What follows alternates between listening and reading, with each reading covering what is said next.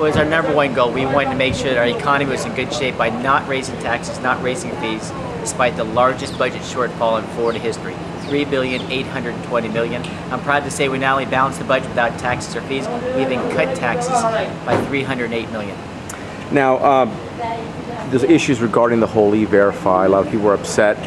Do you personally support a mandatory EVerify for businesses here in Florida? Well, first and foremost, what we actually did pass out of the Senate. One is no benefits for illegal aliens, no state benefits. There'd be an EVerify check there. Second is the idea of you can't use a workforce board without going through an EVerify check.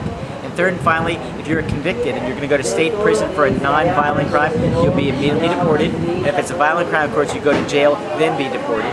And as far as EVerify, I voted for EVerify. John Thrasher, the former Speaker of the House, one of Jeb Bush's best friends, he carried the bill.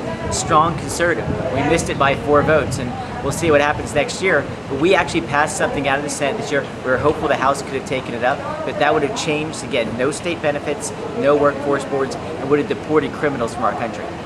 Now, you're running for U.S. Senate. I'm assuming your campaign's in full swing now.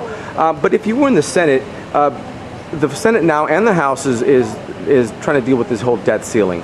My question to you is, would you support an increase in the debt limit, and if so, under what conditions? I don't support the increase in the debt limit. Just like we just did in Tallahassee, we balanced the budget because we knew we had to balance the budget by constitutional mandate. I think the number one goal, the first thing I would do in the United States Senate would have to push for a balanced budget amendment. I would happily sponsor or co-sponsor that bill, and we need to push that out because when we have that ceiling, that true ceiling, we can make sure it works. As far as the overall, I think that Congressman Ryan's doing the right thing by taking on these issues, but let's not forget, under Obamacare, they cut Medicare by $500 billion.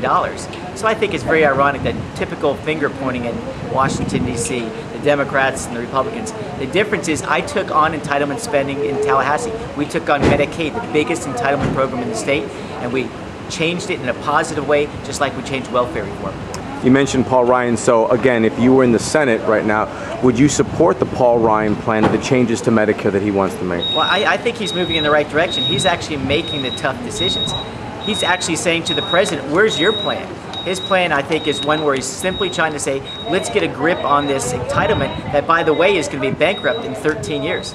I was just with Alan West today, and we're both talking about, let's take on these tough issues. The difference between me and Bill Nelson, let alone other folks, I've taken on entitlements before, and I reformed them. Other people just talk about that. Now, all the issues going on in the Middle East, do you think we've handled the whole Libya situation adequately? And what should we do with places like Syria, who are now, was looking like they're going to have the same issues that Libya had? Well, look, we have a lot of problems here at home, except in very rare circumstances, which should we get involved overseas. I'm very reluctant to get involved in Libya or Syria. I think those are places that have bad folks leading it, but we've got our own problems in this country, not to mention a $14 trillion, $300 billion debt. And so my focus would be to help allies like Israel. I am 100% opposed to what President Obama talked about, going back to the old 1967 boundaries. That is a fundamental mistake, and that's why I have support of so many members of the RJC. They know I stand with Israel.